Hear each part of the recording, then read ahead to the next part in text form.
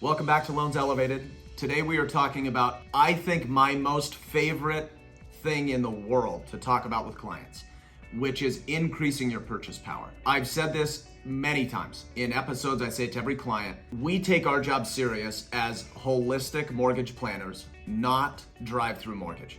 What that means is we are investing. I mean, I have like 45,000 hours in this business. Tej works like an animal, and in 5 years, he's definitely surpassed probably the 10,000 hour requirement to be an expert. Like, we obsess about this stuff. Date nights with our wives is oftentimes full of calculations and all this stuff. It's kind of annoying, but we have saints for wives. Yeah, even time our early morning Saturdays at 5 a.m. at the coffee shop are about this type of like, stuff. and we are amped to get up at 5 a.m. on a Saturday to go to the coffee shop. So this increasing purchase power, this is part of a strategy that we help our clients truly understand, because the fact is, none of us, including him and I, learn any of this stuff in school.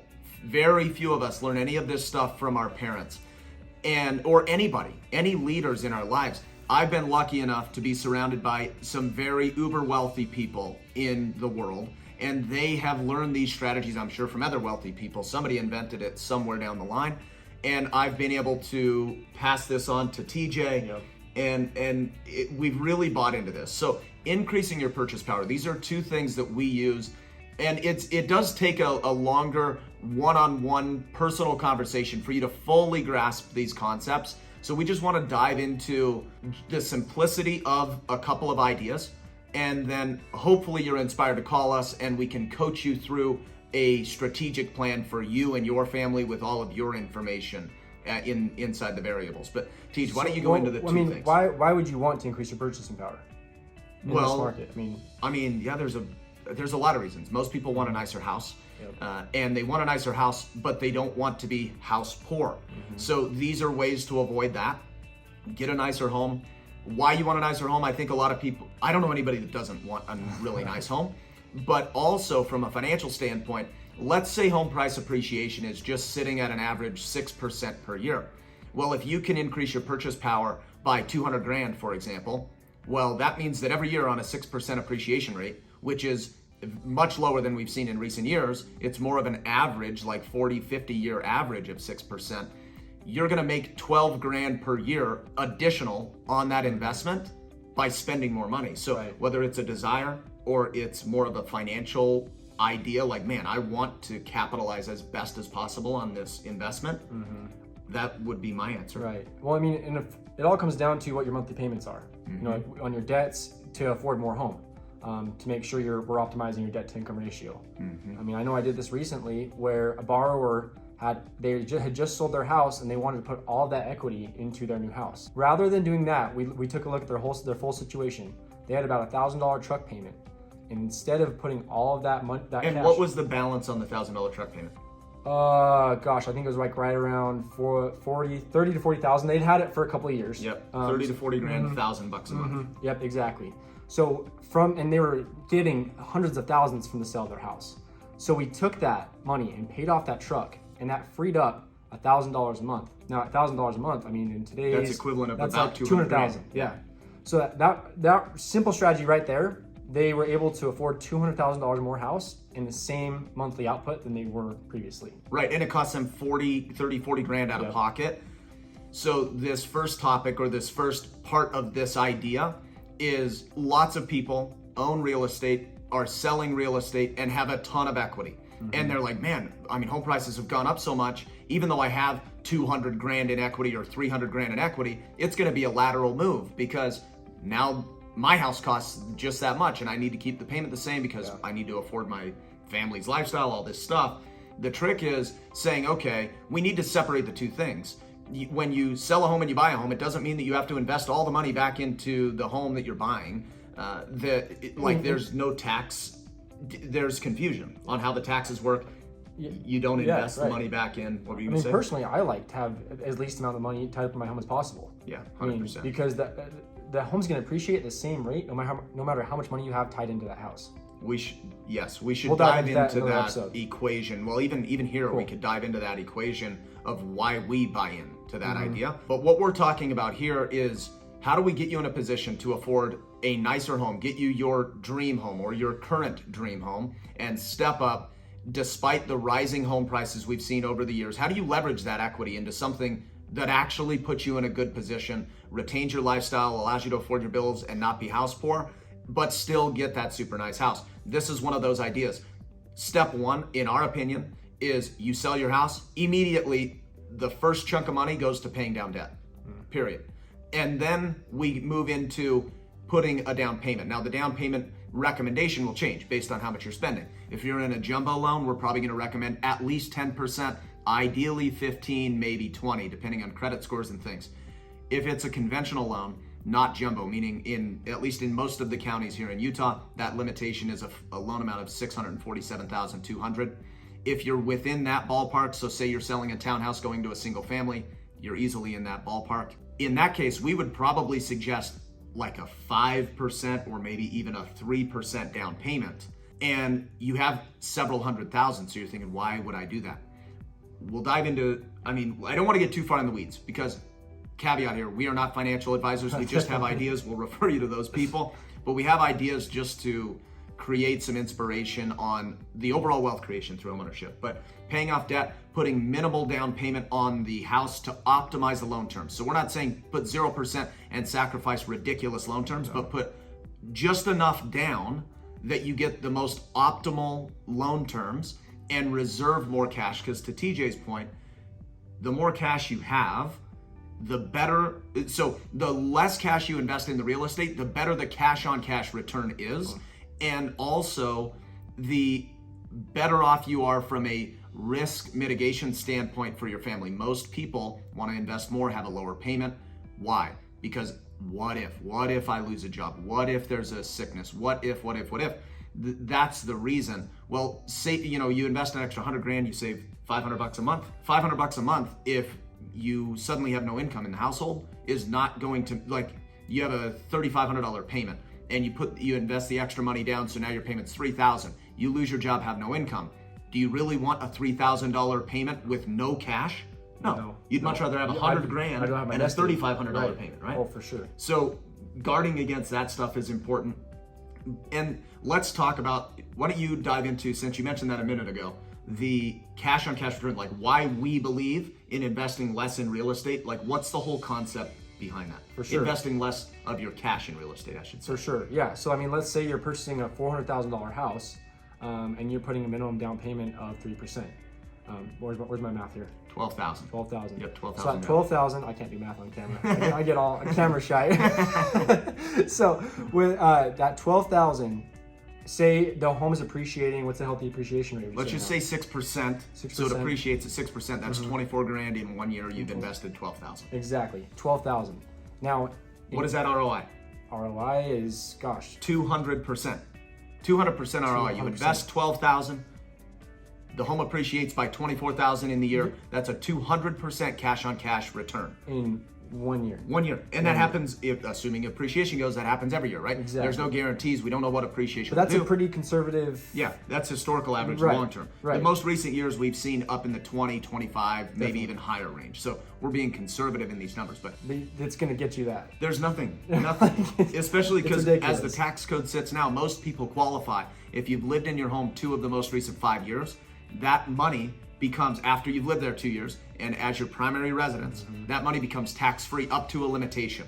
And you got to get with a tax professional to understand all the details. But generally, if you're a married couple, you could net $500,000 in net equity. Yep. So that's not the equity including what you've paid down on the balance in your down payment. That's, you buy a house for $400,000, you could sell it for $900,000, and that $500,000 could be tax-free no matter what you do with the money. So That's crazy. A 200% cash on cash return, add on top of that tax savings. You don't pay any taxes. The only other investment like that would be an IRA. Everything else, it's a taxable return on investment, and the return on investment is only on the cash you've put in. Right. On real estate, And it's you on have the to live whole somewhere thing. regardless. Right. So might as well be doing it in your primary residence. Yep, 100%. So let's bring that to a point here. 3% down, $400,000 home, that's $12,000 down. It appreciates by 6%. That's 24,200% cash on cash return. Alternatively, you're like, no man, I want to put 20% down for sure. Okay, so $400,000 home, 20% down is 80 grand. You still only make the same $24,000 return on investment. So we're talking like a 33% return on investment cash on cash versus a 200% cash on cash return on investment. And that doesn't even count the delta between the $12,000 down payment and the $80,000 down payment. Could you invest that somewhere else and create arbitrage, which is essentially saying you are netting a larger return on those dollars from a separate investment than the leverage is costing you. So say the mortgage rate's costing you 5%, for example, you invest that extra $68,000 between 12 and 80 into the stock market and you make 10%. Well, you're paying 5% on your mortgage, you're making 10% on the stocks. You just made an additional 5% return on investment on those dollars as well. So it's just like, it's optimizing these strategies. And like I said, we're not financial advisors. We don't trade stock. I mean, we invest with a financial advisor, but we're not those people. We just have the ideas. We've got the referrals for all the experts to help you make this come to fruition. And we obsess about it, like you said earlier. Yes. Like this is our lives. We talk about this all day, every day. 100%. Yep. So paying off debt, putting less money down. What else did we have here? One really cool topic. So right now we're in this position where rates are really high and home prices are high. It's a bad combo for home buyers. Everybody's freaking out and saying there's no way I can buy it. It just doesn't work. We are saying that's wrong. And we have a strategy around that. Why don't you go into our subsidy strategy, or I've referred to it as become your own bank. Go over it. You want me to dive in? I've loved the video you did previously on this. Okay, so the idea is this. You've got 100 grand saved up, whether it's equity, whether it's savings, whether it's gift funds, doesn't matter. You have $100,000 to put down on a house. Say you're buying a $600,000 house.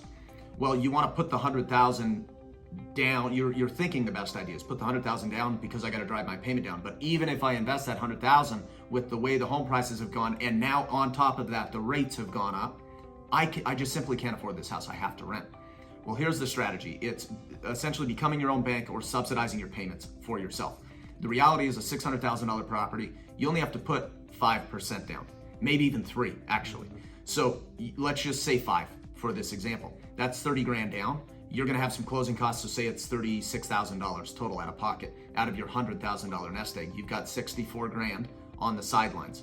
The payment, of course, let's say your payment goal on this $600,000 house was $3,500. And now you're looking at it with the rates where they sit today, it's higher. Maybe it's 4,000, for example. And then I'm telling you, on top of that, put less down, which means the payment's going even further outside of your comfort zone of $3,500. Maybe the payment is $4,500 now. These are round numbers, they're not perfect. We should dive into details for you if you like this idea. But let's just say now we have a $1,000 delta. You wanted a $3,500 payment, rates went up, it was a $4,000 payment if you invested all your cash. But instead of investing your cash, I'm telling you put less money down and telling you to take an even higher payment, $4,500. So we got to cover that $1,000 delta between your goal and what the true payment is. But you just reserved $64,000 on the sidelines. That is your money. So what you can do, and there's a lot to this, but if you Google search, you can find this reciprocated by virtually every economist on the planet. US mortgage rates are going to come down in relatively short order. We're recording this video in 2022, summer of 2022. Rates are going to come down by probably Q1 23, maybe Q2 23. Like, we're not far from this. So we don't have a big gap that we have to bridge here, but that $1,000 delta, you have 64,000 on the sidelines. You keep that in the bank, pay yourself out of your own cash $1,000 a month. So what have you done? You've now got yourself in a position that your out of pocket cash flow is $3,500, exactly That's what huge. Your goal was, That's right? huge, yeah. And you can cover that delta for 64 months. That's over 5 years. We're gonna refi and get you in a much better position in probably 12 months. There's no guarantees, we don't know for sure, but they are coming down. This is, like I said, talked about all over the news. You can look it up. And that's important with how we set up your loan too. Oh, huge, massive. Yeah. And then it dives into all these other details. Why, it's a better investment, yada, yada. Yeah. All this stuff is really important. The thought here is, in addition to the rates coming down and us saving you money on the mortgage, you've got this little cushion in the delta covered for 5 years. Chances are most people that I talk to, I don't know, I would love to hear what your clients say. Over a 5-year period, they're like, yeah, for sure, I'm gonna make more money. I just started in my job. And that $1,000 5 years from now is not gonna be a big deal. Today it is. Well, we're solving that problem, leveraging properly, and enabling you to buy the home. Why is it important to buy now? Like, why would we even tell somebody to do this? It's uncomfortable, rates are high. Why are we saying you should still buy now? Let's find a strategy to do it. It's just that powerful. I mean, but why? But we know where the market's headed and what's going to happen. I mean, we wouldn't just be setting you up in this position if we thought, you know, rates were going to continue to go up. If, I mean, it was to stay the way it is now. And most importantly is this. I wanted you to capture this. I was quizzing you. Sorry. It's the cost of waiting. Oh, for sure. You buy this $600,000 house. It doesn't matter. Long term, the average appreciation is somewhere in the tune of 6% per year. So even if it goes flat this year and that's flat like next an year, average over the past 40 years. It's crazy. It's so even if it flatlines for a couple of years, if you go look at the charts, we could share these charts with you. If you hit us up, we're happy to share it. If you look at it, if home prices stabilize or even depress, say they go down, who cares? You're buying this home, it's probably a long-term investment. You're talking 5, 7, 10 years, something like that. All you have to do is wait it out, and you watch from a either depressed market or a flatline market, meaning no appreciation or even potentially depreciation.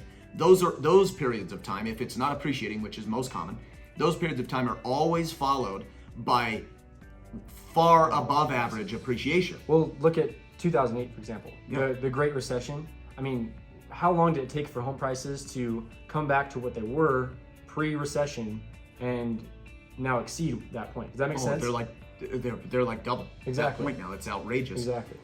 So like it's just time. So cost of waiting is a real thing. That $600,000 home, let's just say it appreciates at 6%. I don't think we're going to see depreciation. And I don't think any economist, you can Google this stuff and find for yourself. No one is saying there's going to be, well, I shouldn't say no one. Very few people, if there is anybody, are saying there's going to be depreciation. So let's say it just goes from we're already seeing what you're about to say. Yes. Going from the most we've ever seen down to a healthier level, in all honesty. Yeah, for sure. We can't sustain 25% per year. Right. But it's going to feel like it slows down. It's going to feel scary. But if we just have 6%, which is the long-term average on a $600,000 house, you're making $36,000 a year. So say you wait a year, that $600,000 house, even with meager appreciation, which is not the forecast right now, just so you know, forecasts are actually like 15%, even considering right now. That's the here and now. Right. Forecasts are 15%.